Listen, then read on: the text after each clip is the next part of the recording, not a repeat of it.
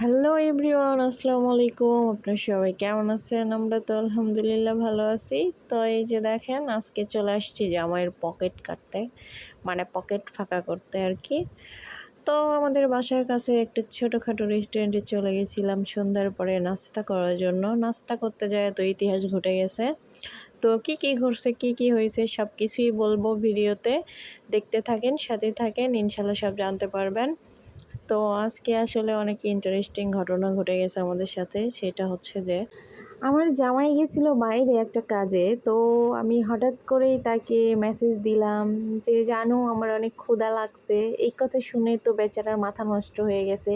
পকেটে টাকা আছে না নাই সেটা তার চিন্তা নাই, মানে আমি কিছু বললেই ওর হয়েছে, মাথাটা নষ্ট হয়ে গেছে। মানে কাজ কাম সব ফালাই রাখে, সে এখন দৌড়ে একটানে মোটরসাইকেল নিয়ে বাসায় চলে আসছে। এখন সোজা উপরে উঠে আসছে, উঠে বলতেছে, নাও রেডি হও মানে কোথায় যাব? বলে চলো বাইরে খাওয়া দাওয়া করে আসি। বাইরে খাওয়া দাওয়া করবো মানে তুমি বাসায় আসতো কেন? তুমি তো একটা কাজে গেছো, হঠাৎ করে কেন আসলা? তুমি বলছো আর আমি থাকতে পারি? এটা কখনো সম্ভব আমার দ্বারাই? তাইলে বলেন কত ভালো জামাই। আসলে ভালো হওয়া ভালো, এত ভালো হইলে আবার মানুষের নজর লাগবে। থু থু থু থু থুতু দিয়ে দিলাম, কেউ নজর দিবেন না বলে দিলাম। তারপর কি আর করার, আমি তো একদম খুশিতে আনন্দে, আমি তো কি খুশি, তার চেয়ে আমার দুই আন্ডা আঁকড়ি আরও বেশি খুশি। ওরা তো বাইরে যাওয়ার কথা শুনলে হয়েছে। তো সবাই মিলে তাড়াহুড়ো করে রেডি হয়ে বাইরে চলে গেলাম নাস্তা করার জন্য সেই রেস্টুরেন্টে।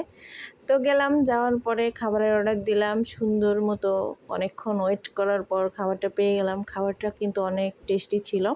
তো আমরা আজকে অর্ডার করছি মুরগির চাপ আর হচ্ছে নান রুটি। তো অনেক বেশি মজাদার ছিল। এই রেস্টুরেন্টে আগে খাইনি, আজকে প্রথম। এর আগে খাইছি, অন্য কিছু খাইছি, এই আইটেমটা খাওয়া হয়নি। তো আজকে খাইছি, অনেক ভালো লাগছে।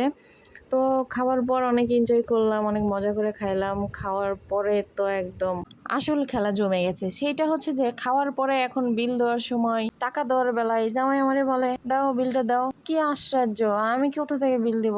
আমি তো খাওয়ার জন্য গেছি, আমি তো বিল দেওয়ার জন্য যাইনি। তো সে আমাকে এমন একটা পরিস্থিতির মধ্যে ফেলবে আমি আগে বুঝতে পারি নাই। আমি আসলে বাসা থেকে পার্সটা নিয়ে গেছি, মোবাইলটা ঢুকে শুধু নিয়ে গেছি, পার্সে তো টাকা নাই, কারণ সে তো আমার টাকা দেয় নাই। টাকা থাকবে কই থেকে? তো তারও তো মুখ চোখ কালো হয়ে গেছে, কারণ তার মানি ব্যাগেও টাকা নাই। কারণ ওই যে আগে বলছিলাম, তার পকেটে টাকা থাক আর না থাক, আমি যদি বলছি ক্ষুধা লাগছে তাহলে তার হয়েছে মাথা নষ্ট হয়ে গেছে। তো তারপর কি আর করবে, আমার সাথে একটু রাগারাগি করে সে আবার গেল বুথে টাকা তুলতে। ভালো যে কার্ডটা সাথে ছিল আর অ্যাকাউন্টে অল্প কিছু টাকা ছিল, তো সে এখন আমাদের বসাই রাখে।